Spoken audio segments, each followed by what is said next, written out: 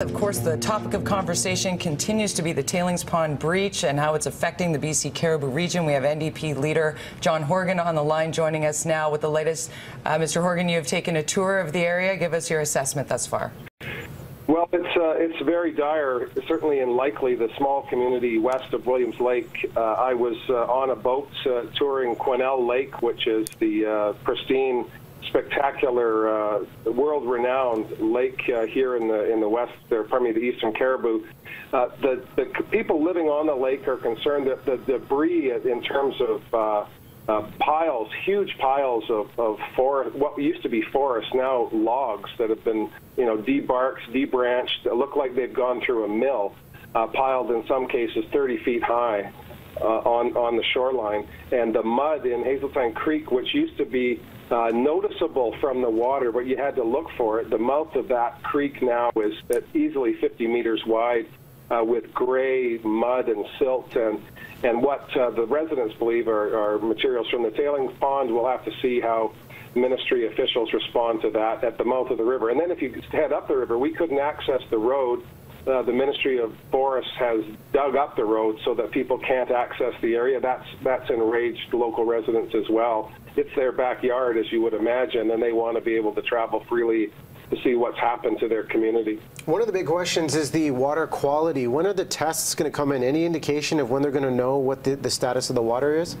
I understand Minister Bennett is having a press conference today at 3 o'clock, and will be giving the results as they know them. But the water testing is, those would have been in situ or at site 48 hours ago. And the concern of the residents that I spoke with, residents on the lake, people in Likely, people working in Williams or living in Williams Lake that work at the mine site, 300 employees concerned about their future, obviously. Their concern is that the water testing needs to be an ongoing process. We're going to get preliminary results from certain spots along the water channel that was a result of the breach of the dam. But the concern is that, what happens when the cameras go off and the public starts to turn their minds to other issues as the summer unfolds and the fall arrives?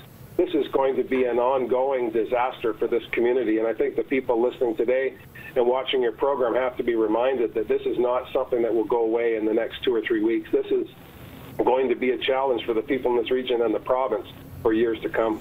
Now, a state of emergency remains in Likely. Where is our Premier? Why do you believe we haven't heard from Christy Clark?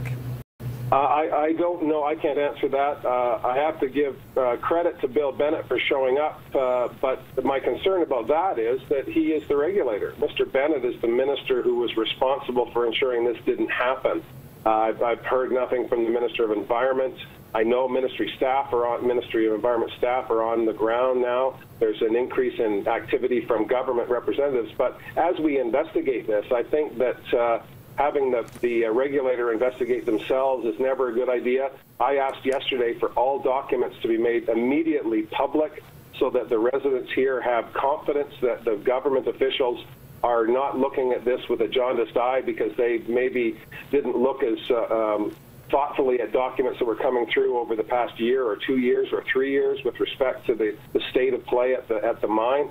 I think an independent individual should be appointed immediately. That would be a responsibility that I think should be the Premier's. And the fact that she is not deigned to participate in this, I think certainly has the people in this region unhappy. They were happy enough to see me, but I'm just coming up offering my empathy and concern. I think the government has to bring enormous resources to the table and be accountable. They are responsible for regulating this activity, not the CEO of Imperial Metals. As responsible as the company will be at the end of the day, their activities are undertaken under the eye, allegedly the watchful eye, of the government of British Columbia, which has been the BC Liberals for the past 14 years. Well, we'll keep watching this. BC NDP Leader John Horgan, thanks for joining us this morning and speaking about the issue. Thank you very much.